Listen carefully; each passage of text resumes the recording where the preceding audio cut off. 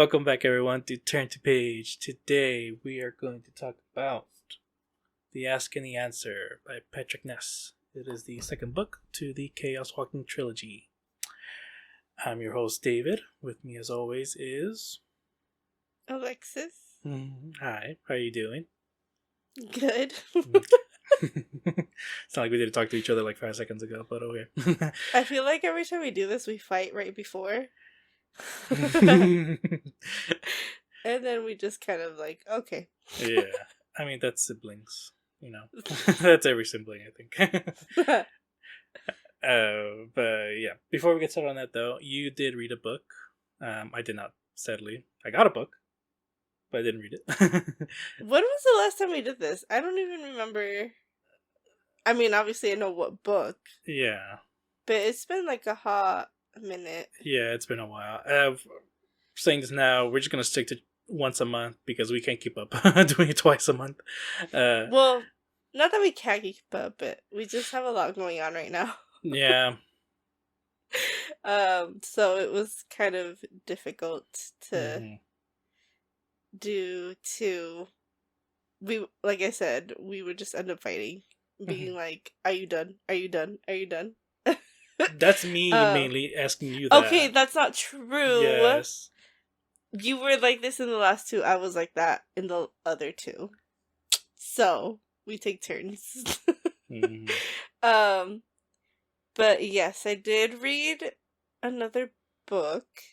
Which was, I mean, Bridgerton just came out. Bridgerton season 3. So I read I don't even know what, I think it's called, oh,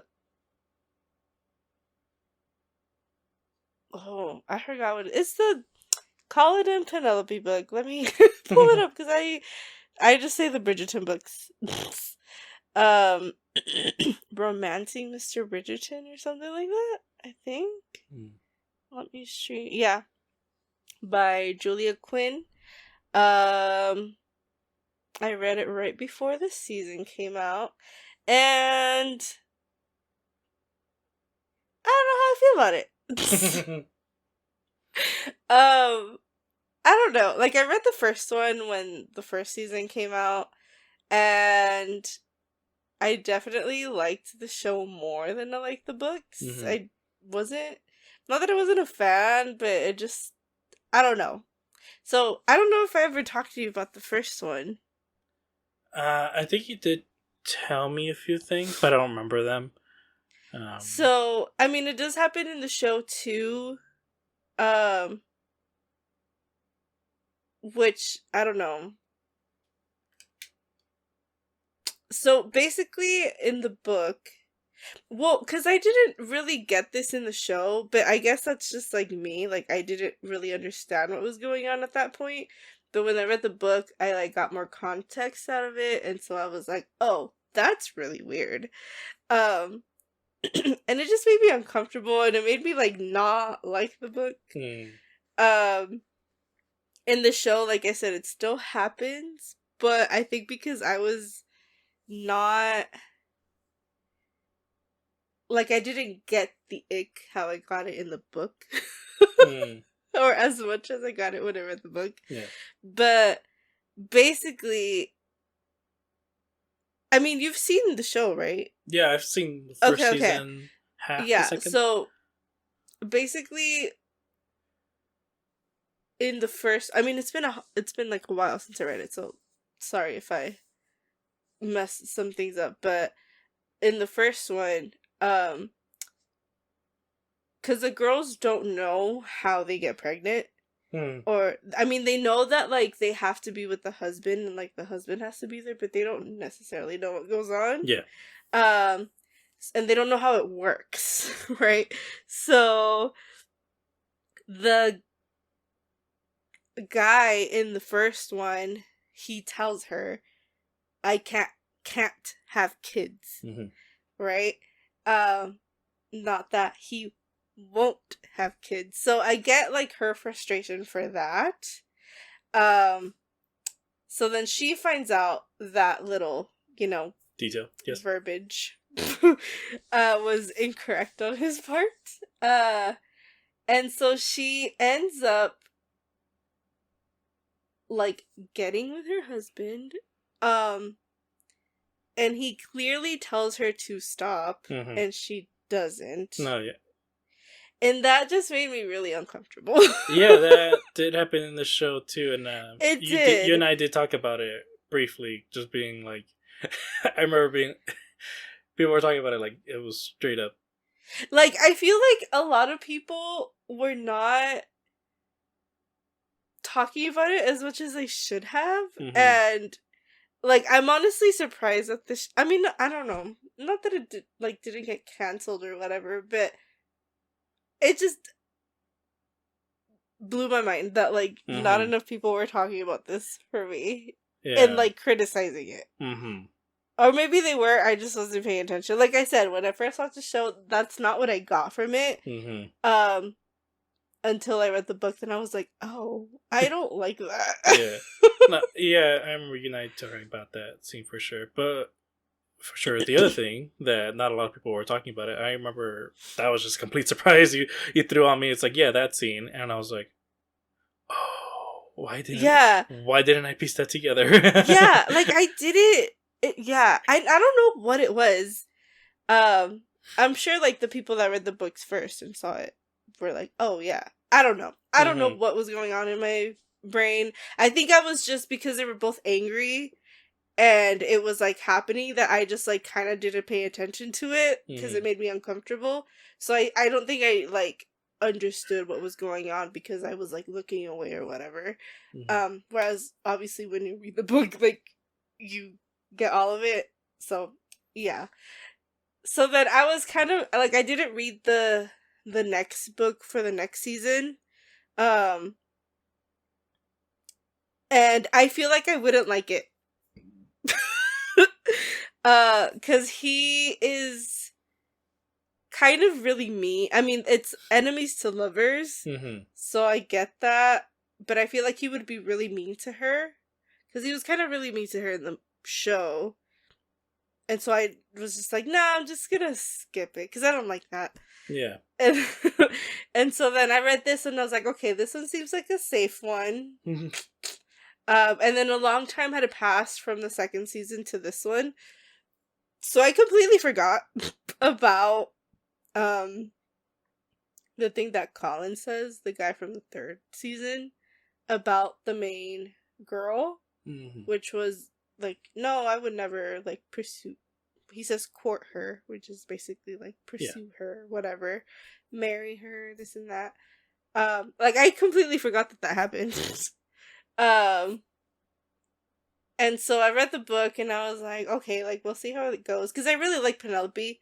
So yeah, I read it and it was fine.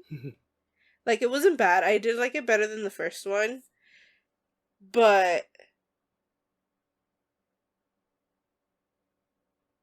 and I mean it seems to be happening in the show too where I don't like the fact that he got off too easy. I wanted him I wanted her and like it's crazy cuz in the book at least I got it more in the book than I did in the show where she's very I mean I don't know if you've seen the second season, right? She's Lady Slow Down. Sorry for those if it's a spoiler, but it's been out. So she is witty and she can definitely stand up for herself. It's just that in person it's like hard for her because she is like this wallflower type of character. You know, she's very funny. Like I don't think that you get that a lot in the show. Like you definitely get that more in the book, at least for this because the second half of the season hasn't come out yet. So maybe later on, you know, we'll get it more. And so I like that they did show that in the book, but she was too soft on him. Like, I don't even think she brought it up in the book about having that conversation or him having that conversation.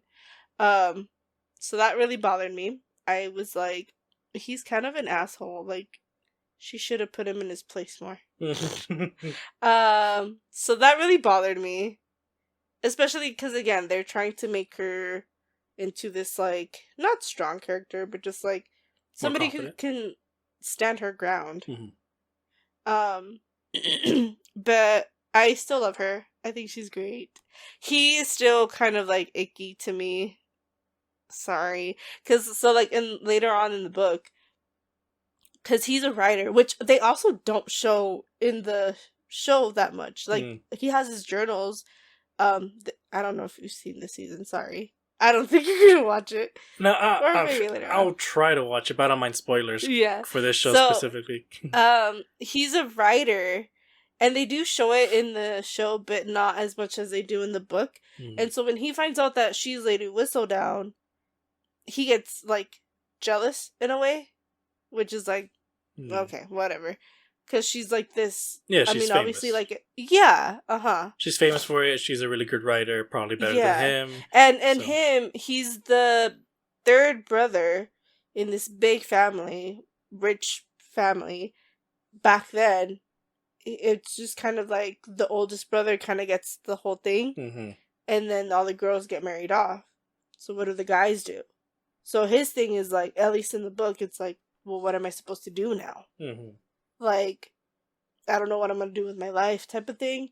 And so him doing the writing thing, and then her being who she is and how she is, he's just kind of like, well, yeah, maybe you could be a stay-at-home mom.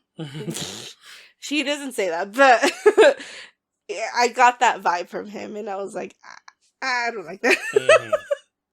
Mainly it's just complaints about him. She's amazing. But yeah, those are my thoughts. Cool. See. Well, but in the end, he kind of does get redeemed, because he, like, End of the book, they decide to come out. They decide to come out and be like, well, I'm Lady Whistledown, but he's the one that announces it and, like, is proud of it in the end, whatever. Okay. But, like, it takes him a hot second, and I'm like, that's too long.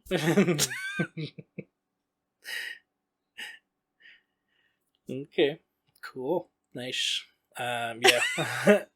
I mean, I haven't seen the show or anything, so I don't know, like, the struggles of that. But yeah. Yeah, like I said, I haven't read anything. I've been trying to read this one, and I've been busy with video games. I got really into God of War, replaying God of War, and trying to edit those down because it's taking a lot of space in my computer, the recordings I'm making. So, yeah, I've been busy. Also, I've been doing the Agents of S.H.I.E.L.D. audio commentary, which is getting views for us. I love it. I know. I like seeing what people comment on there. Yeah, it's been great. But yeah. Anyway, let's just get on with the book. So yeah, the Ask Any Answer. Our thoughts on the last book. It was just, we liked it. It was a good start to this world. We liked the beginnings of this relationship between Todd and Viola. Yeah, like I said, interesting world. The whole everyone can hear the men's thoughts is pretty insane, and I like the way it's utilized in the book too, for sure. Your quick thoughts, non-spoilery, of this book.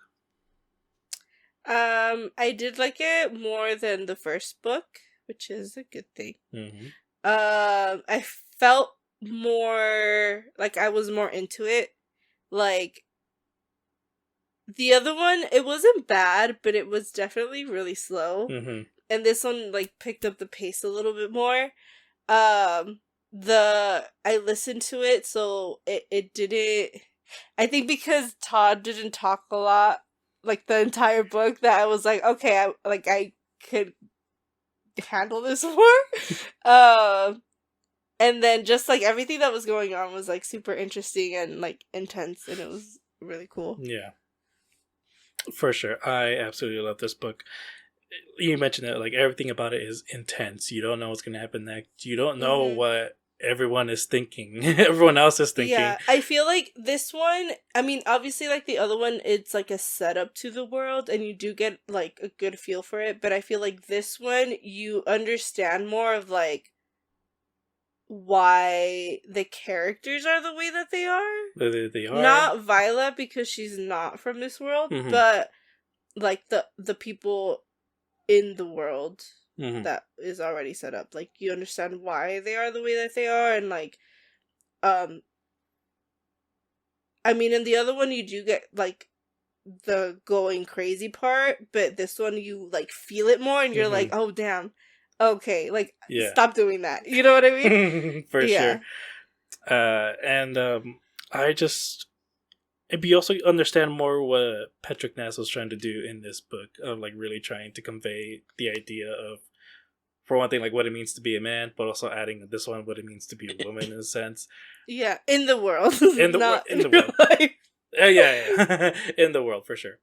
And also just the idea of what war does to people. And so just kind of like the different War, perspectives. power, Mm-hmm. like all the things. Yeah. And so it's just I think he just did a great job at like putting in different perspectives in this, and I love the new character. This one new character, Mistress Coyle. That she is just intense, and I love her. But yeah, again, this is another great book, another great cliffhanger to this. So yeah, I don't know what else to say without spoiling it, but I love it. I don't know how to break this down because I feel like every single detail is like important. So I don't want to go through like the entire thing. So I think the best way to go about it is just kind of go character by character. Mm-hmm. Starting, I don't know if we should start with like either Mrs. Coyle or the mayor or someone like Well, Les. no, I think probably the main two, Well, and then get to the smaller parts, because I feel like the smaller parts are more spoilery. okay, all right. Todd or Viola, which one? I mean, I guess Todd. We start off with Todd. Okay, yeah. So basically, we end the last book with them kind of being taken away. Mm-hmm. And so it starts off kind of in the same place. He's worried about Violet. He doesn't know where she's at. And then the mayor kind of pulls like a twist on him a little bit, which was I really like that, because it's kind of like, should you trust him? Should you not trust him? But he see like everything that he was doing in the last one, or when we last saw him, is like completely the opposite now. What's he playing at? What's his game? Type of thing. Mm-hmm. He was being nice to Todd. He was kind of like not giving him like an ultimatum, but just being like, I need you to trust me. Mm-hmm. Like, I want what's good for our people and stuff. Mm-hmm. And obviously, Todd is like, I don't know if I should, but I want to know where Viola is. So yeah, it's kind of Yeah, his is just weird. this constant guessing game with him and the mayor. Yeah. And the mayor is just a manipulative little shit. Yeah, like he was really good. Yeah, I really liked him, and actually like noted down. Right here, I put a sticker. I put a bunch of stickers actually on this. I should have shown it, but like, I don't know if y'all can see it for those watching. Right here in the beginning, my noise surges. It was no accident. A very bad accident indeed, continues the mayor, his voice giving his first hint of impatience. Basically, like literally the moment he's talking about when Viola gets shot by his son, and he's just like, "Oh yeah, it was an accident." It's like, no, it wasn't, motherfucker. Like, what the hell? So like, just like those moments like that, and it's just always constant twist with him, and even when he talks to Viola, no, sorry, I'm thinking something else. When no wait. I can't remember who he talks to, but someone tells him like, "Oh, you were murdering people, like people in this town," and he's like, "Did I actually murder them? Like, the soldiers were just going off doing their own thing. These were all tragic deaths, sure, but I never did anything myself. I'm just a leader." And it's like, okay, yeah, sure, whatever.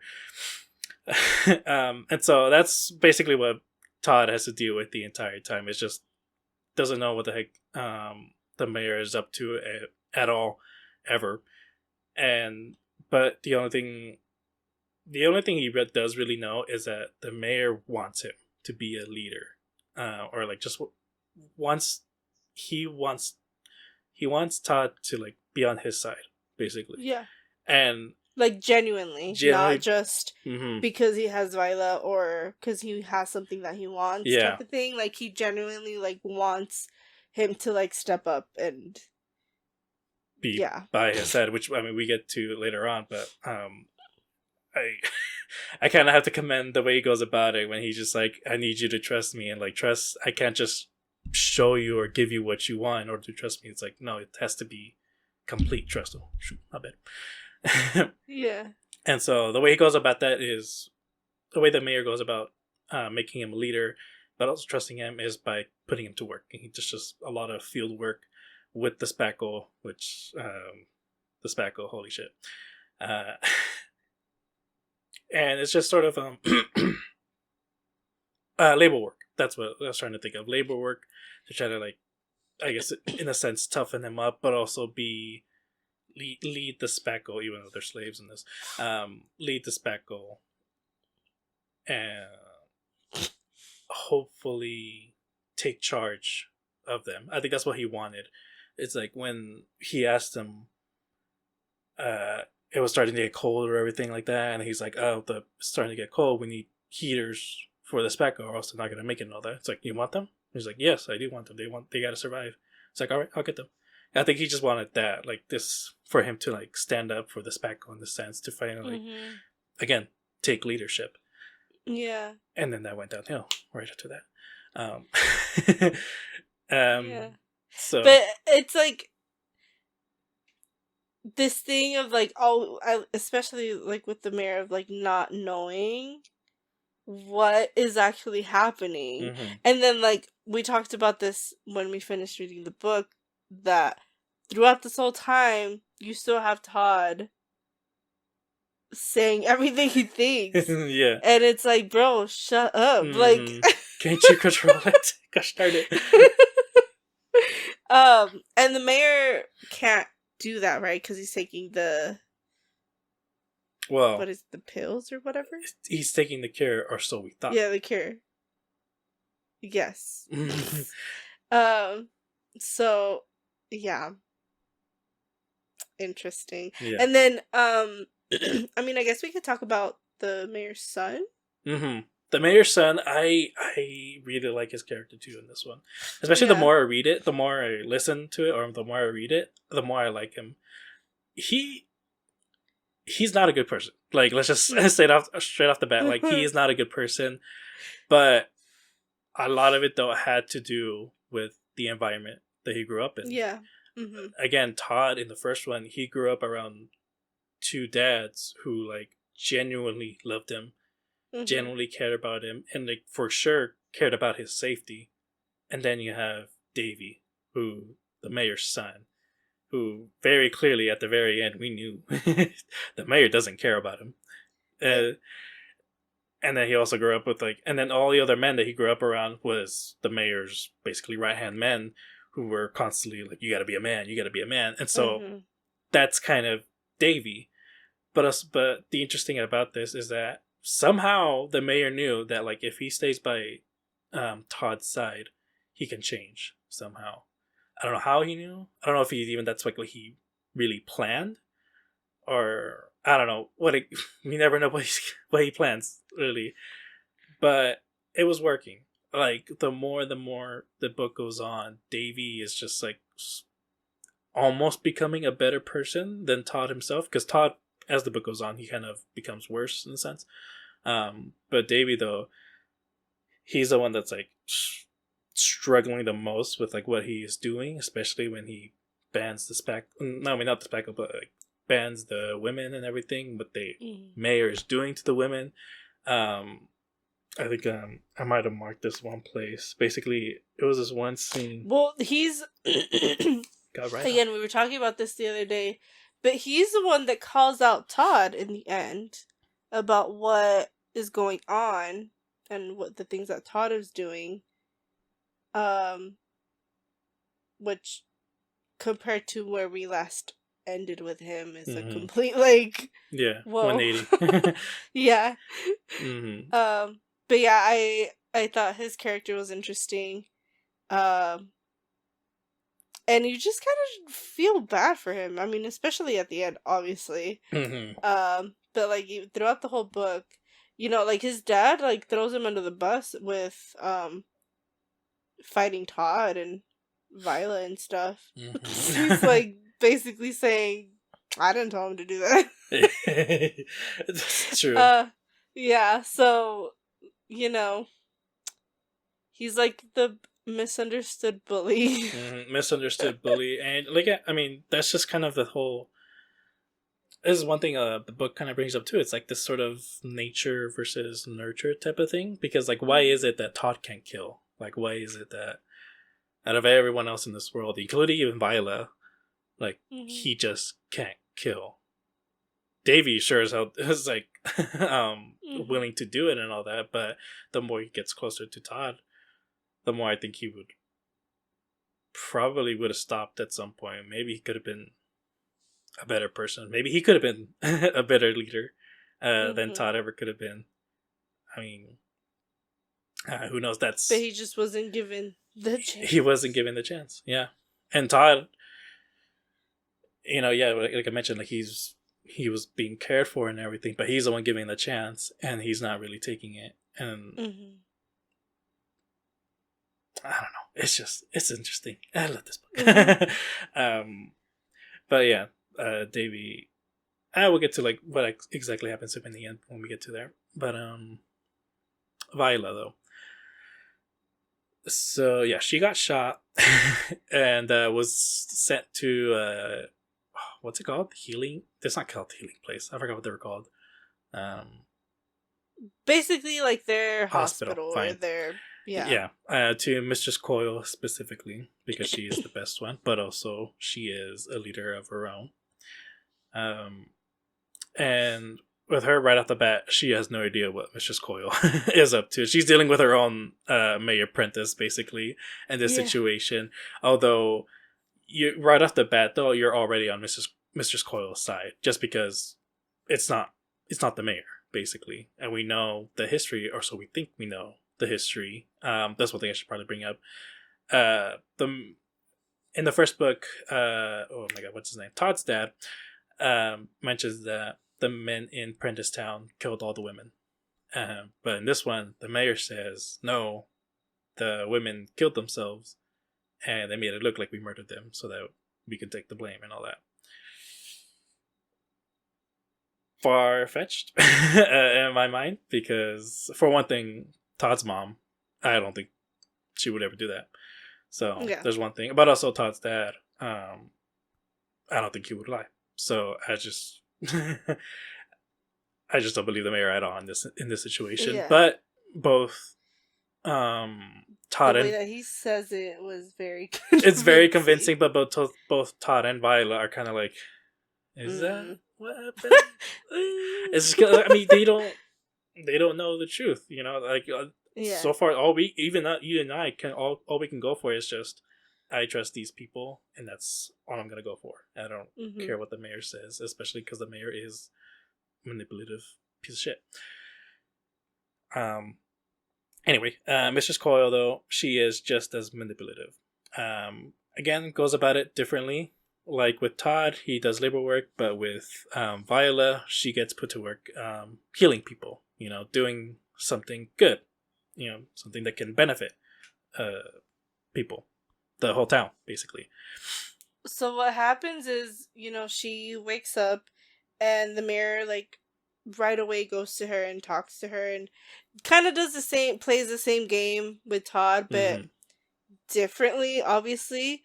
Because with Todd, he shows his cards right away because he can't help it. Yeah. Whereas with Viola, he has to play nice. Be more stern? No, direct, I guess. Because he doesn't know what she's thinking, and so he has to, show his cards to her. But being who he is, obviously he doesn't, and he just makes it convincing. And he does tell both of them, you know, you guys are gonna see each other, but you guys have to trust me, type of thing. But it is weird if, you know, you are telling these two people to trust you after what just happened, and you're not letting them see each other. So it is kind of like, then just do it. Yeah. Like, at least that's how I felt. And so Viola kind of is, she's not fully convinced, but she's like doing what he tells her. And what was her name? Mistress Coyle. Was being very judgmental towards Viola. And being like, bruh, what are you doing? Like, why are you trusting this guy, type of thing. Just kind of, not saying that directly, but kind of, and then just kind of being like, you need to be careful. Yeah, for sure. Actually, one thing to bring up, so in the beginning when he was when the mayor was interrogating Todd and asking him what's Viola's name, or like, you know, what's the girl's name and everything, do you think he actually knew or not? Yeah. I don't think he did. Because I think he did, because all Todd ever said was Viola. Not in that. Remember though, not in the beginning of this book though. But all the last book. But did he actually, like, was he actually ever think her name when they was kicking her down, and then he got knocked out? Maybe we don't know whether or not he was like seeing it in his dream or anything like that. But afterwards, yeah. I don't think he actually knew, and I think the only reason why he really wanted to know though too is because he wanted to introduce himself to Viola by her name, and not just like, hey, the girl from the Black Beyond and all that. Yeah. So I don't know. That's kind of interesting, but also I do found it interesting how he treated her versus Todd and everything. And I think you said it perfectly. It's like he's more direct. It's just like it's basically like nothing but the truth with her, because he doesn't know what she's thinking. All that. At least, truth. The truth. Yes. Half truth. Half truth, maybe. Yeah. So yeah, I found that kind of interesting. But also though, later on, I was saying that he's treating her more kindly, but then later on, it was right before he asked her, like, hey, like, join me for dinner and I'll invite Todd and everything. And he wanted to say goodbye to her with a hug and everything and all that. So it's like, oh yeah, that was, it was creepy. Oh yeah, I hate Voldemort, that. Draco type of thing. That's a good comparison, yeah. But I think that kind of just shows like maybe he did actually want like a daughter. By his said, maybe he did want like a daughter. Maybe like he did find her. You know, yeah. Yeah, I mean, Mistress Coyle. I don't know. Which again just makes you feel bad for his son. Because he's just there kind of like, I'm your son. The guy started. What the hell? Yeah, but even Mistress Coyle too, like, found her interesting. Yeah. Because I mean, why wouldn't they be impressed too? Because it's like you ran away from an army. Like, holy damn. Yeah. You know. But also she survived from falling from outer space. That's literally. Yeah. But okay, yeah. Mistress Coyle, though, interesting character right off the bat. Yeah, she doesn't trust the mayor either. It just takes every chance to talk shit about him, really. If it's one thing she's gonna do, is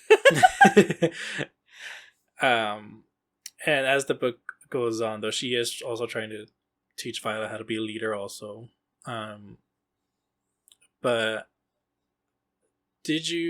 what did you think about how she sort of retaliates towards the mayor? Because there is no doubt that the more she attacked, the more things did get worse.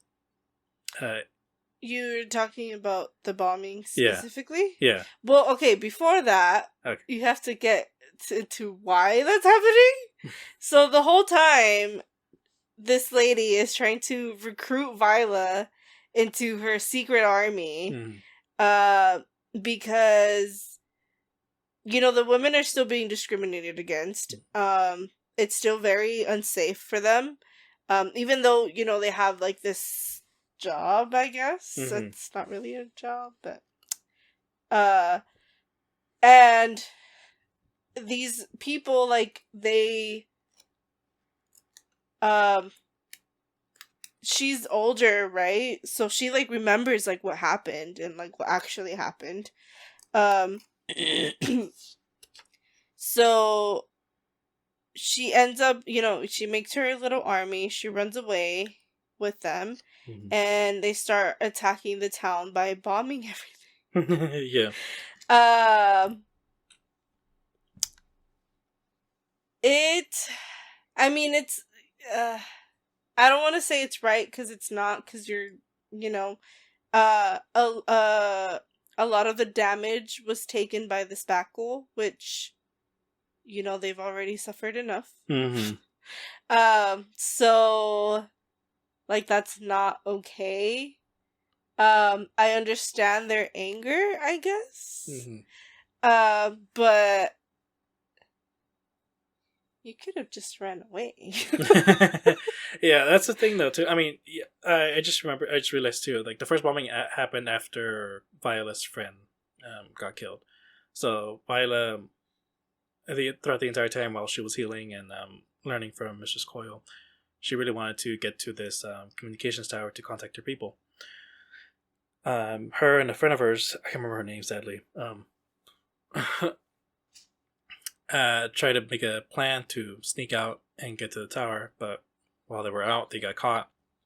And it was Mr. Hammer, who knew right away who Viola was, but it's like, oh, I don't know who you are, so you broke the rules, so you're dead. Which, fuck, that the first time I listened to that, it freaked me out. I was just like, I literally froze in place. I was like at work and everything. I just froze in place, like, what the heck? Yeah, I don't believe it. And so after that, Mrs. Coyle thought, oh yeah, that's the first act of war, basically. Yeah. But I mean, I kind of have to. Even Viola agrees, but also like the mirrors, like I kind of understand why. I do agree with them in that, like, the more she responds, the more things get worse for everyone. And it's like, what are you doing? It's like very clear. Like, what's the end goal type of thing? I mean, like, is it to get rid of the mayor? Is it to get rid of everybody? But then, like, you end up with nobody. Yeah. Like, what? Well, I mean, obviously the end game is to get rid of the mayor and all that, but it's like, are you just trying to scare him? Are you trying to, like, make the last chess piece and, tell him in front of his face, checkmate or something? Like, what are you trying to do here? You're just attacking one place to another. You're making things worse for everyone.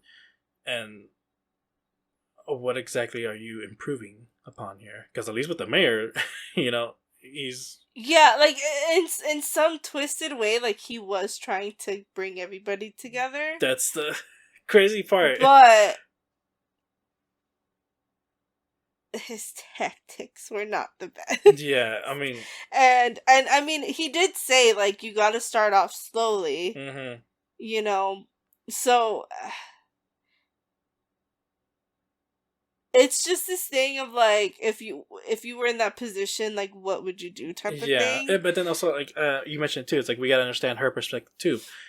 In her mind, this man killed a bunch of women. Yeah, and, like, and now he's separating them because, he wants to say, for the comfort of, like, the men and all that, because they don't want their thoughts being heard or anything like that. But it's like, you didn't have to start off that way. Like, I get that you were fighting women after the Spackle War and all that, but you could have just had everyone together. You didn't have to separate women from their fucking children and all that. Gosh darn. I think I heard that from your screen. Oh. So yeah, I mentioned that we get a lot of different perspectives here. Yeah, Mrs. Coyle, the mayor. But actually, a third I want to bring up is the former mayor. He's actually locked up with Todd. He's like in some sort of tower and everything, and Todd gives him shit right off the bat, being like, "Oh, so you gave the town to the mayor?" It's just like, we voted on it. This is the best way to, like, keep the peace type of thing? Keep the peace, cause less casualties and everything. It's just like, okay, fine. Todd didn't know at the time. But basically what he did was appeasement, which is something that Mr. Coyle brought about, basically just kind of giving up without putting up a fight. and I clearly, like, he's sort of like the weak man in this situation between the three of them. Like, he is the weakest. Um, But mm, but he also has the right mindset for this. You know, like, yeah, because again, he wasn't just like, oh god, like, I give up, like, take the town and yeah, everything. No, no, it he was like mentioned. what he thoroughly like thought about it and was like, what is best for the people, not for myself. But also, like, again, everyone voted on it. Everyone, like, Yeah, but it's also like he didn't like put up a fight. He was like, "No, like you guys are right. This is what needs to get done." yeah. So, and I don't see that as weakness. I see that as like, okay, like this is what's gonna happen, and this is what's for the best. But then also, I mean, I'm also talking about, like, later on. Yeah, So that's one thing. But yeah, I like his perspective too. Is like there's different ways to go about this whole situation and all that. And I think, I mean, like you mentioned too, like, he could have put up more of a fight. He could have made it so, like, okay, hold on, like let me lead by your side. Like, let's have some people here, so, like, tell you how to run this thing or something. But I mean, the mayor probably wouldn't have. Mayor Prentice wouldn't have had that. So I don't know what would have happened. Yeah, yeah, in the beginning, it's the best situation. Also, I liked the Prentice's speech when he took over the town. He tells everyone, it's just like, I wanted a war, and it's like, but y'all just gave it to me, and you know what? I took it. um, I thought it was really interesting, just because just him giving everyone shit about, like, how you just gave up right away. Like, come on, you are weak yeah, and all that. But also, I did like the detail though in the end when he, the former mayor is, like, right in front of him on his knees, and, like, you think he's gonna kill him, but he actually, like, takes off the restraints and everything. He even top pieces it together, like, he put the bandage on. Just, like, trying to make people think that, hey, this guy might not be so bad, even though he destroyed a whole bunch of towns on the way over here. So yeah, I thought that was really interesting. But like I mentioned too, the former mayor is kind of weak, because later on we see that he just started working with the mayor, with the yeah, mayor apprentice, uh, and even giving him information, whatever information Todd was giving out during his dreams or something. yeah, And yeah, I think, and I like that little comment though. The mayor apprentice said, "Don't ever trust a politician." yeah. It's just, it's just really interesting because how we said in the beginning, like you really don't know, like the characters that we start off with are not the characters that we end with. Mm-hmm. Um, and not that they have like full arcs or whatever. It's just with the progression of the story and what is going on in the world, they um evolve with it, and some not for the best. um Monsters of men and women, yeah, which is something Mistress Coyle, like, thoroughly pointed out. yeah, Like, even she knows it's like, this whole thing is just going to lead to something worse. Maybe, I don't know. yeah, Maybe that could have been her mindset too. It's just like, I'm gonna make it worse before it he gets, makes it worse. I'm yeah, gonna make it bad before he makes it worse, or something like yeah, that. I yeah, don't know. Maybe that could have been uh-huh. her perspective. I just thought of that. Okay. Wow.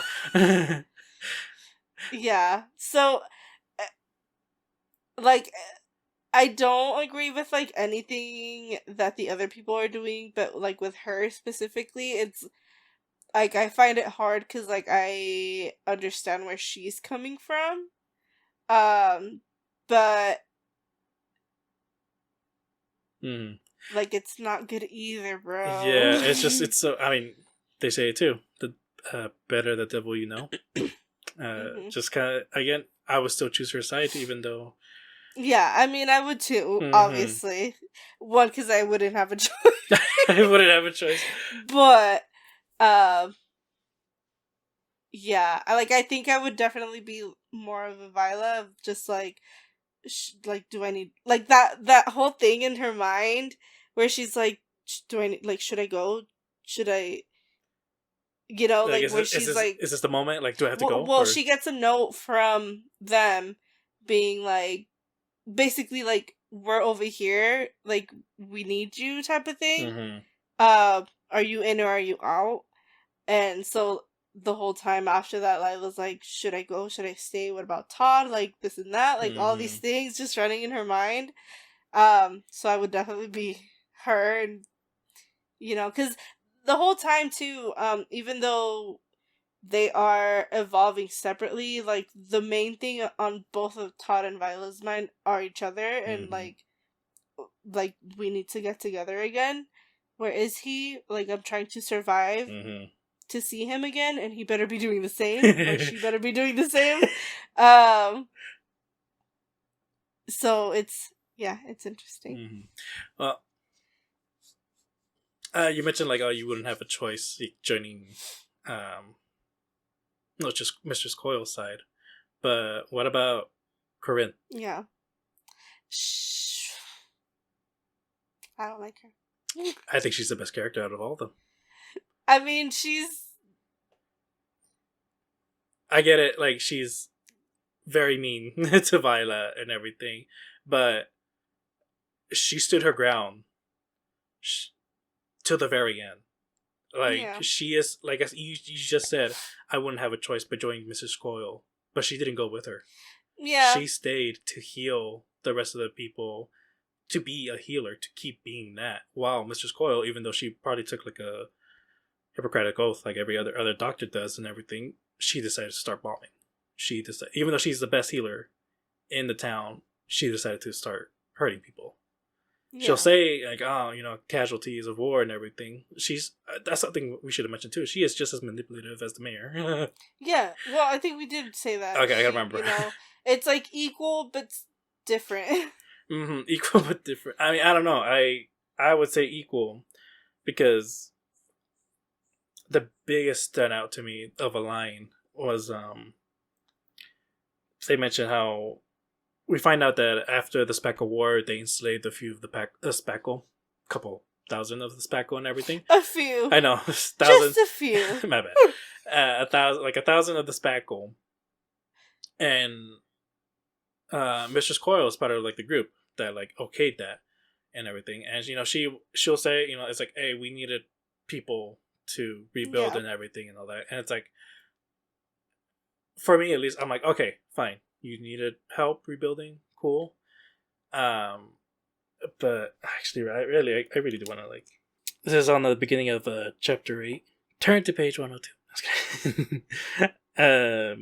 But slavery is wrong, I say, rolling up another bandage. This is Viola's perspective. I should have mentioned that. The healers were always opposed to it. Mistress Coils takes off another box on her inventory. Even after the Spackle War, we thought it inhuman. Then why didn't you stop it? If you ever see a war, she says, not looking up from her clipboard, you'll learn that war only destroys. No one escapes from war. No one, not even the survivors. You accept things that would appall you at any other moment, at any other time, because life has temporarily lost all meaning.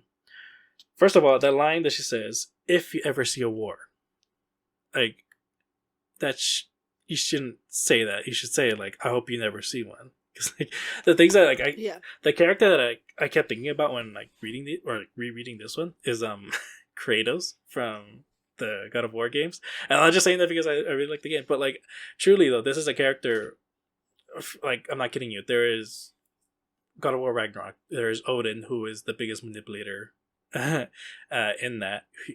There's literally a line. Someone says it's if he says snow is white, he's lying. Like, that's how big of a manipulator he is. But then you have Kratos, the literal God of War, who is like, tells his own sons, like, I hope that my son will never have to see war and all that. Like, he like, that is who he is. So he's someone who is like dealt with so much shit, and he owns up to that. But and he goes about basically making his son like a leader of his own in a way, but just not by manipulating him or anything like that. He tells him the truth and all that, by every single step and all that.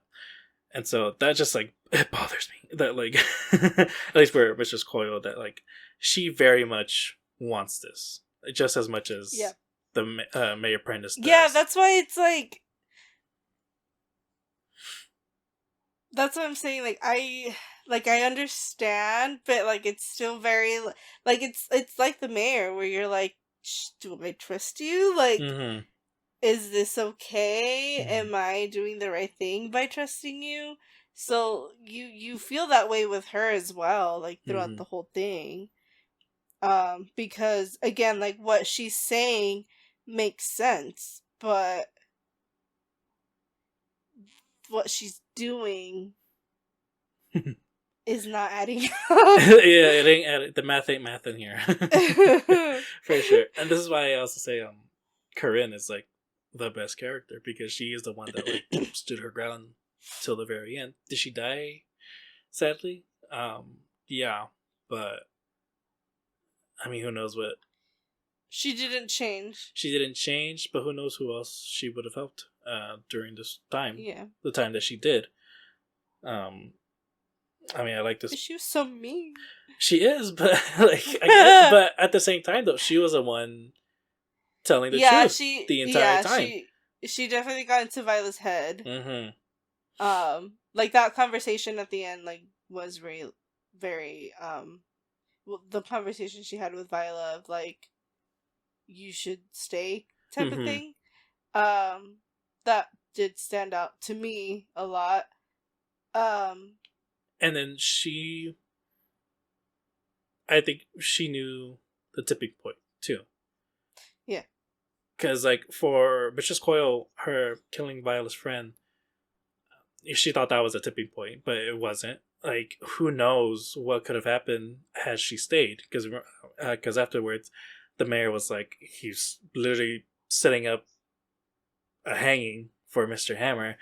Would he have gone through it? Like, what would have happened? Would the mayor done something to like change the whole thing? I don't know. Like, we were seeing it getting it done. So, what exactly happened? But for Corinne though, she knew the tipping point of like, okay, Mrs. Coyle now really pushed it this far. There's nothing much more I can do for this girl here. So, I don't know. At first listening to it, yeah, Corinne annoyed me, but the more I read it, the more I'm just like, you are truly the best one. Like, morally, the best one out of all of them, because what did she stood the ground on? Healing. So, I like her. Dang. I mean, who else do we talk about? I mean, I don't know if I should bring this up, but maybe I'll bring this up to the very end for sure. Something else. I mean, we can just talk about the ending. Well, I mean, do we have any other characters? Wait, hold on. Actually, no, we do have another character. What did you think of Lee? Which one's Lee? The third wheel. I don't remember. Oh my god! Basically, the dude that's like, when Viola leaves, goes to the answer and everything. Lee's like the only other guy that she ever hangs out with over there. I don't remember. Oh my god! Wow. Okay. Well, yeah, they basically tried to make it. He was trying. The author, I mean, like, was trying something of like making this like a love triangle type of thing. No, It did not. It didn't hold up. No, for sure not. But I will say though, for the third book, Lee does the funniest thing in the third book out of all the other books. He does the hilarious. There's a hilarious joke about him. So yeah, the entire time Todd and Viola are like wondering like, where's the other one is at and everything. But I just think of those moments though when they actually did end up together. I love them. I love them for sure. Oh yes, the first time they meet, it was the Speckle attack, for good reason. And Todd like ends up with a broken arm and everything, and he has to like go back to the town, get the mayor. And that was the moment that we mentioned like the mayor wanted to hug Viola and everything. He sees that at the same time, and like the thing that always stands out to me is like that they hug each other, and like I think Viola just doesn't let go of him until the mayor separates them, and I'm just like. Yeah, because they're so like relieved to see each other, and that was like the moment where each of them are like, oh, maybe he is telling the truth, because this whole time it could have been where he kept one of them alive, Mm-hmm. and they just didn't know. True. So I mean that plus like actually seeing each other and then Mm-hmm. everything that they've gone through. Um, yeah, you felt their like Relief. relief, Mm-hmm. but like at the same time, it's still very much like we gotta get out of here. Yeah, for sure. And I think even I think that does happen after she returns, and even Mrs. Coyle was just kind of like, oh, okay, so you saw your boy, okay. Well, now what about us though? Like, are you Yeah, still going after him, bitch. or are you gonna come after us or something like that? It's just like, we know where Violet going, and Yeah, and then I love the one where they meet again, where he escapes from the tower and yeah, I like that one. he visits the healing place. Uh, and then there's that detail though of like he's outside the window and she's just like, Todd. She grabs him and literally just like pulls him right in through the window, Yeah, and they fall together. Um, and they had this like little conversation, and it basically ends with them going like, "Should we run away?" They're just like, "Yeah, let's go." let's go. Keep going. Yeah. uh, But that one I like that one a lot because I mean obviously like they finally get to like talk to each other. And they're both still like very much freaking out about everything that's going on. But that I think was like the moment to me where I was like, "Oh, this is bad." Like it didn't really click to me until that moment of Todd's thoughts being mm, said out loud where okay. she's like, and I think to her as well, I mean to the both of them as well, like I feel like Mm-hmm. all three of us at the same time were like, oh, maybe this was a bad idea. Yeah. Because everything that she's saying he's repeating, and Viola's like, bruh, you gotta stop, Yeah. like this is how they're finding things out about us. So I like that moment. And like I don't know why like before it wasn't like clicking Mm-hmm. until that moment. I mean, I guess it was because that they've been there for so long Mm-hmm. and they're so close. I think you also kind of forget it too, just because when you're reading Viola's or listening to Viola's moments, like, yeah, no one's listening, and so you just kind of like, Yeah. okay, what are people listening or not? It's kind of your perspective, Yeah. So yeah, it was cool. Or yeah, it gets frustrating for sure. Yeah. But I like how she used it later on though. She's like, "Oh, the answer coming this way." And he's like, "Why would you tell me?" It's like, "Cause now you gotta go. Cause now you gotta come with me." Oh well. But I mean, we'll get to that. But okay, yeah, I think we've talked about all the characters that we could talk about. So yeah, after Viola leaves, that kind of breaks Todd a bit because he thinks that he got left behind or something. And then what really, really breaks him was an attack. One that the answer did do, but we don't know for sure who did this specific thing. And it was that someone killed all the spackle that he had been taking care of, that he'd been wanting to treat right this entire time. And literally every single one of them, except for one, were just all dead and piled up together. And he just has all kinds of regret branding them. He wanted to treat them well, but he was still a bit of an asshole towards them. Yeah. But that just broke him, basically. And the whole "I am the circle, circle is me" type of thing started to set in, and it's just I still can't. I don't know how to explain that whole thing. I don't understand the whole "circle is me" type of thing, but basically it just kind of centered him. And for the mayor, though, I think what he liked is just like, yes, he's becoming like me now, basically. Mm-hmm. And in a sense, I think he was becoming easier to control because of that. And so afterwards, though, Todd just kind of didn't care about anything. Later on, he started branding the women. He didn't care. Davey, though, he was starting to be like, what the fuck are we doing here, dude? You know? Yeah, that's what I meant. That he's the one that called out Todd, being like, how are you okay with this? Yeah. Which, I mean, we do have to point out, though, like, he wasn't okay with this. He just kind of...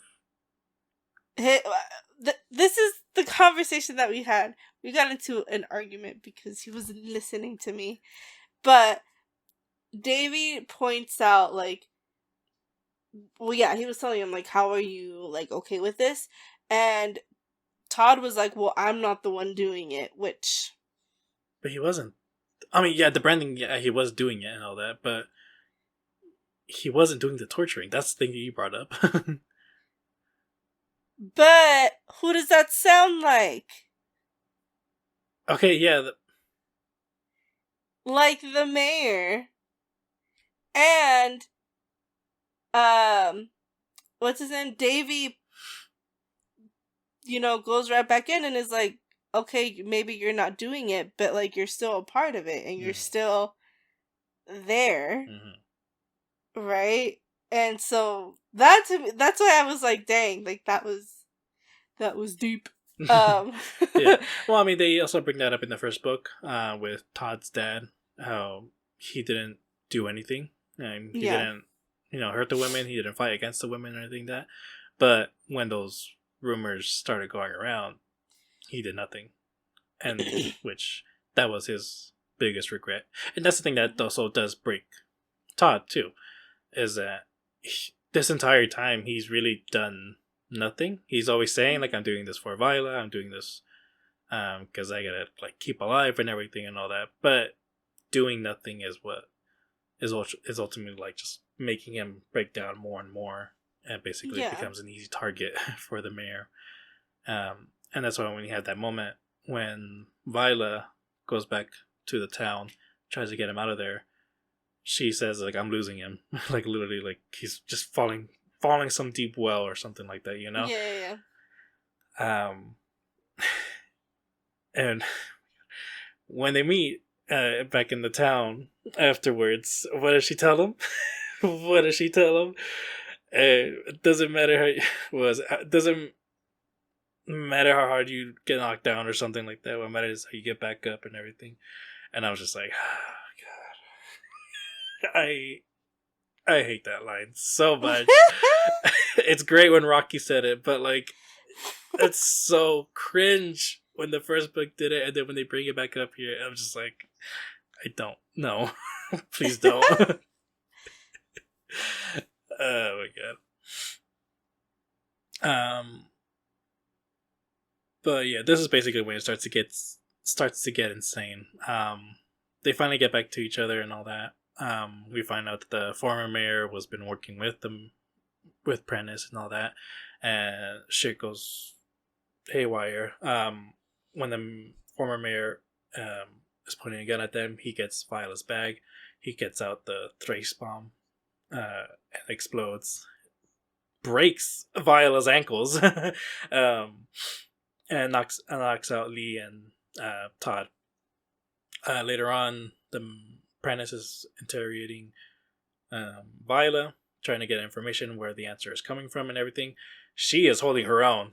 She is very much, like, taking it all, doesn't care. She's gonna, like, hold out to the very end. Todd, though, can't handle it and starts screaming where they're gonna come from and all that. And then what what happens afterwards? The mayor keeps torturing her. Well, Mr. Hammer is the one torturing her. Mayor keeps torturing her, and finally he goes, "Hey, Todd, what was that thing you were saying?" She's just like, "What?" I hate the mayor, but that was actually, like, pretty cool. Like, kind of badass of him, honestly, just being, like, manipulating the whole thing. I don't know. I found it kind of badass. But yeah, they find out. So he asks Mr. Hammer to lead an army. He asks his son to go with him. You give him all the blood that he can take and all that. And so he leaves the two of them alone. and then this is another sweet moment actually that I liked. Viola, she's like broken down. I mean, obviously she got tortured and everything, but she also like She has broken ankles. broken ankle. She got tortured, and then she realized like the answer. Everyone in the answer are gonna die, including Wilf, who was in the answer. I love Wilf. Wait, hold on. What do you think of Wilf? He's great. I don't remember him. Pues he's great. You'll remember him. You will remember him in the third one, yeah. But you get this kind of like this very sweet moment though, where he's just like, we gotta stop him. You know, basically they're both realizing like, okay, well, we gotta keep getting back up here because we gotta stop him. Then we gotta stop the answer, and then hopefully we can survive long enough for the ship to get here. And I really do like this moment where he like picks her up and everything, and he's like, "Are we just gonna keep saving each other?" She's like, "I hope so." And all that. It's so great. Oh my gosh, this is probably like literally one of my favorite ships. Like I actually kind of like this more than Percy Jackson, which some people. I know, some people would hate that, but I mean. A lot of people would hate that. A lot of people would, but I mean, I have my reasons, so I'll maybe explain it more when we get to the third one. I don't know. But yeah, afterwards though, apparently there's some other men that don't like what the mayor has been doing. That's something we didn't mention. It wasn't just men versus women in this whole thing. There were men who were with the answer and all that. So I thought that was pretty interesting that they didn't like what they were doing. Most of them were just like doing it because they had to stay with their families and all that. That was their important thing. I like that. Basically Todd got those together, and basically that's like the beginning of him becoming a leader of men and everything, which fine, I guess. I don't know. So yeah, he sets that up. They try to fight him, and this is when it finally gets revealed, like, He's never been taking the cure. He's just had full control of his powers, and he straight up like just starts, I don't know, manipulating their minds, mind controlling them, sending up all these signals, and this is one thing this is something that literally Davy has been dealing with for his entire life. That the way he kind of like attacks people from the mind is just like sending that one message: "You're nothing. You're nothing. You're nothing." This is what Davy grew up with. This is like why he's such. And we did have a little taste of it earlier on when Viola and Todd were trying to escape, and they get caught, which is why it doesn't happen. Cause Todd like breaks down all of a sudden and like faints or something. I was so confused. Yeah, I was like, "What the fuck just happened?" Like, and they didn't explain it until then. Yeah, pretty much. So yeah, that's one way he attacks, and they get caught again by the mayor. And so I can't remember what the beginning of the conversation was in this. Well, I mean, the whole time, I believe that they fall, and the mayor has like a gun pointing at them, and they fall because Todd is like getting attacked from his mind, and so he tries to like go and fight the mayor, and the whole time he's listening to these things, and it kind of becomes like a thing where he's like turning him, but then Lila's like, "No, listen to my voice," type of thing. And it does not happen. It does not win. But yeah. And then in between all of this too, you have what's his name? The son? Davy. Who pulls up and is like, no, he's the one that has the gun on him. No, so I mean, I know what happens when Davy shows up, but I'm trying to remember like what happened before that. Like I know they end up in his office, like just the mayor, Todd, and Viola, but I don't remember like what they were talking about in the beginning. Yeah. It's mainly what I remember is when Davy shows up, and that's when again shit hits the fan. He shows up and he's just kind of like, first off, he shows up and goes, "Hey, Todd," like just smiling, like, "Hey, everything's all casual," and he tells his dad that the army wasn't coming from the south, and we realize that so the way Violet got the wrong information was that Mistress Coyle told her that they were coming from like the north or something. I can't remember, north or west, whatever. But Lee found out that they were going to come from the south, and so when Coyle told Violet they were coming from the north, she thought, "Oh, she's lying to me," but they're really going to go from here just in case I get caught. At the time, she didn't mind because she's just like, "Yeah, if I get caught, best not to know the information." But she thinks she has the real information. Turns out, though, she did tell her the truth, but she made Lee find out the fake plan because he knew he would tell her that and all that. So it's just like, what the hell? How are you like this manipulative? What the heck? So yeah, so now they're arguing like, okay, where are they coming from? Like, north, south, and everything. Like he's even planning it out on his own. It's just like, okay, can't be from here because of this and all that. And then he does point the gun. The mayor points the gun at Todd, and Davy is like, "What are you doing? Like, he's your son." That's one thing we forgot to mention. Because Todd was being so manipulative, there's literally a moment where like the mayor is truly happy that he's just like, "We're getting so close to beating them." It's just we gotta beat them, and then just gotta wait for the shit to arrive, and then I can like introduce them, to like I can just introduce myself to them as their leader and everything with my two sons by my side, literally. And even Davey was like actually excited about that too. Davey, was excited about that. It's like, dude, we're brothers. How awesome is that? And everything. And so when the mayor points the gun at Todd, Davy's kind of like, "What are you doing?" And then Todd looks at him and he's just like, "I'm sorry." And like mind controls him, going, "Give me the gun." And then now it's just like a battle between the two of them, going like, "No, give me the gun. No, give me the gun," and everything. Just all this back and forth. Finally, the mayor just kind of like stops giving a shit and shoots Davy.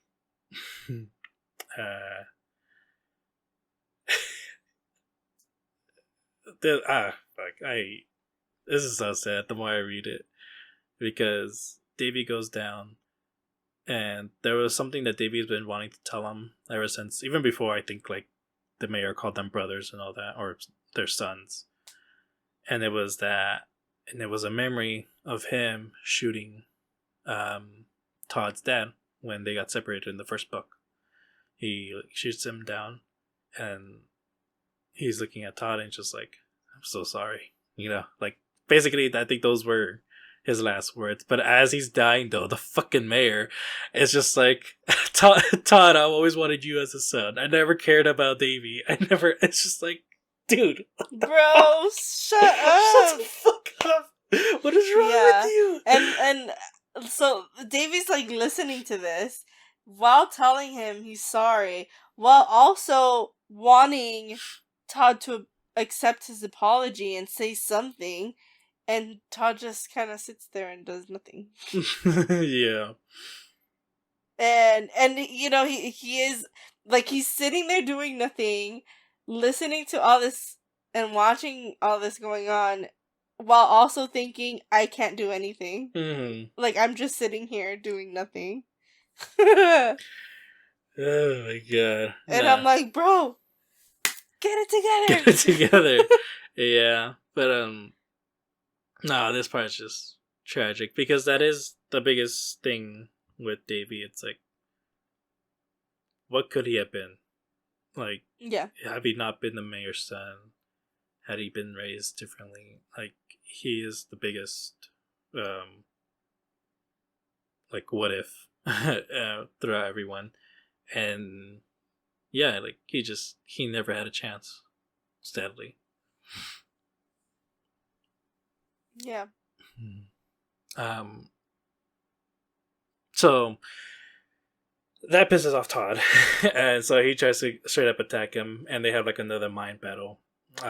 Todd is losing, But like while he's sort of like falling down that well again, or the hole that the mayor is putting him on, he hears Viola's voice. You know, she's screaming out "Todd, Todd," and then that's when he realizes he can do what the mayor has been doing the whole time. Instead of shooting the "You're nothing, you're nothing," he shoots out Viola. Basically, you know, love wins in this situation. The power of love. Have you ever seen that video?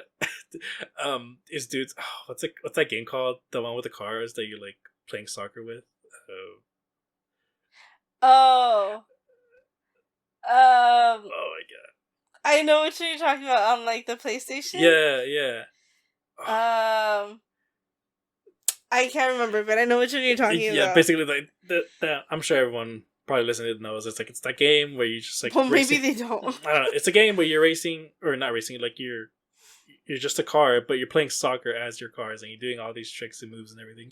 And there's this one video, this guy is going like, I got it. It's like, no, wait.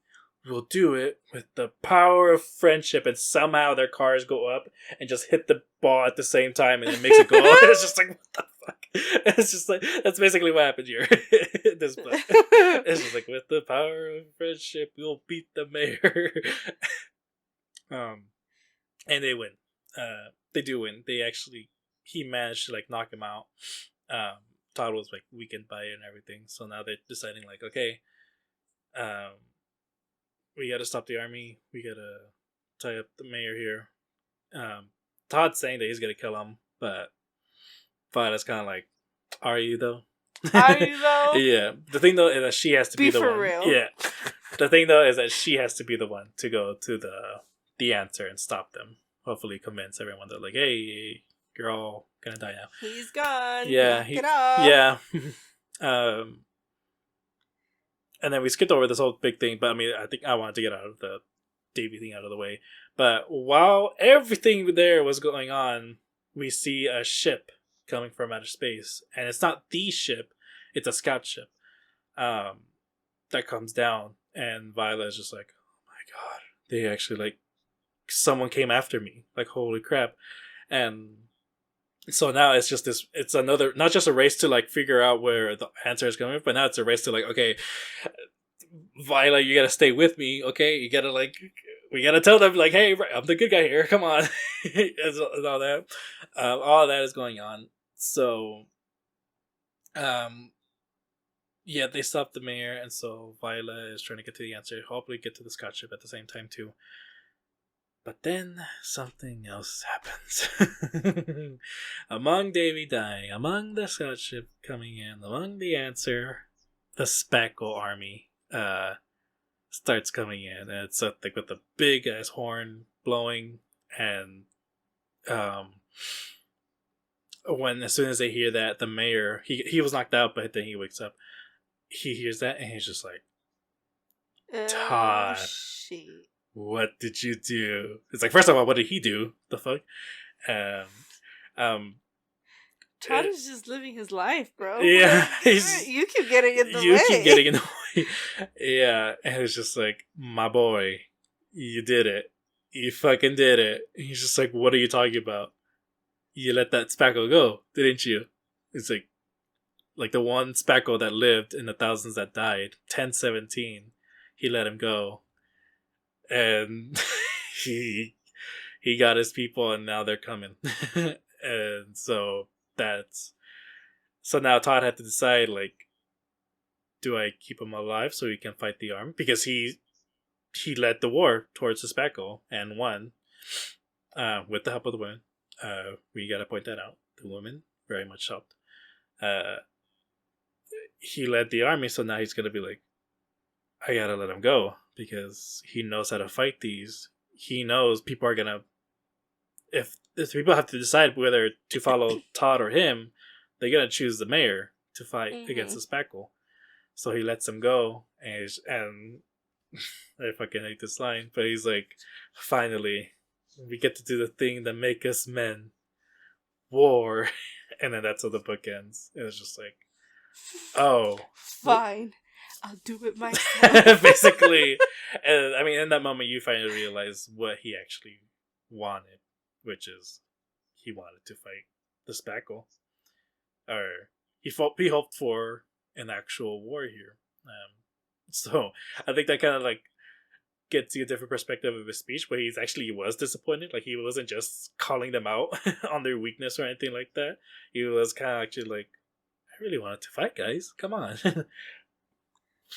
And I mean, who knows what he actually wanted with Mistress Coil? I think he actually really wanted Mistress Coil to be on his side, so that when the Spackle army come, they can maybe fight together. But that didn't happen. Yeah. Like, he's ultimately, like, he's not a good guy. But he did want to bring people together. Yeah, just not, not for peace. But, like, forcefully. And the lady, she didn't understand that. She, like, didn't trust them. Again, with good reason. Good reason, yeah. But it's like, you could have waited a little bit. Yeah. Yeah. Good on the Spackle, though. Good on the Spackle. Yeah. So that's gonna happen. What do you think is gonna happen next? I don't know. For real though, when you listen to the third one, listen to it normally, because I'm not kidding you. The back and in the end of this book, there's a lot of back and forth between Todd and Violet. Before, it's just like every chapter, it's a different perspective, but towards like maybe 5 chapters, it just switches between them two. And so in the beginning of the third book, it does that again, but like that back and forth is times 1,000. Times 1,000, but it is fucking incredible. I'm not kidding you. Like, you can honestly like see what is happening in this battle, like what is going on, like how the conversation is going and everything. Listen to it normally, please. At least for the beginning. You'll know when it ends. Okay. Yeah, I guess I should mention to people, she's listening at 1.5 speed, so it's like 2 speed. Oh my god, no! At the very least 1.5, I guess. If you're gonna do that. But yeah, the beginning of the third book is absolutely incredible. I was more into like to this one than the other one, and the other one I listened to normal. Towards the end, it was the 1.5 because I was like, "Oh my god, hold up, I gotta keep up." Yeah, yeah. Like I said, third one beginning, it's so good, and it just gets better. So, anything else to say about this book? Did we miss anything? I don't think so. I really liked it. Yeah, I don't think there's anything else to add. Yeah. Alrighty then. Cool. I guess we're done. Yeah, like I said, next book. Monsters of Men, the last book of the Chaos Walking trilogy. What are we gonna read after that, actually? We have to decide. We had a couple things in mind, so we will let you guys know next time.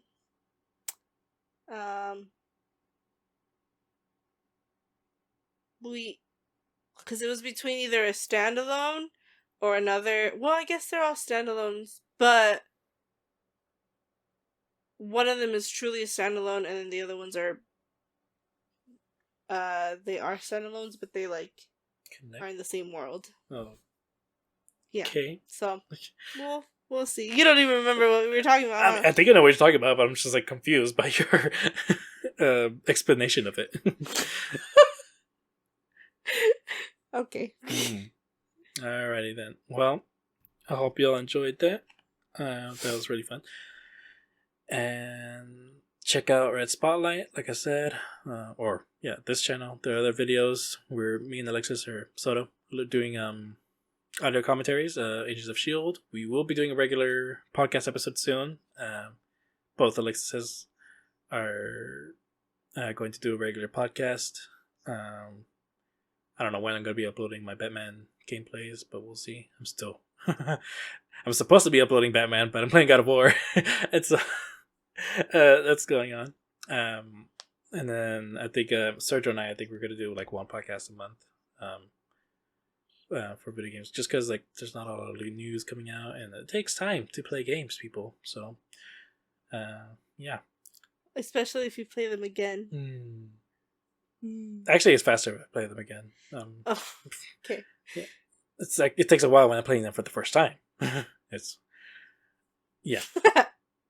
like Batman game. But yeah, hope y'all enjoyed this episode, and we'll see you next time. Bye bye.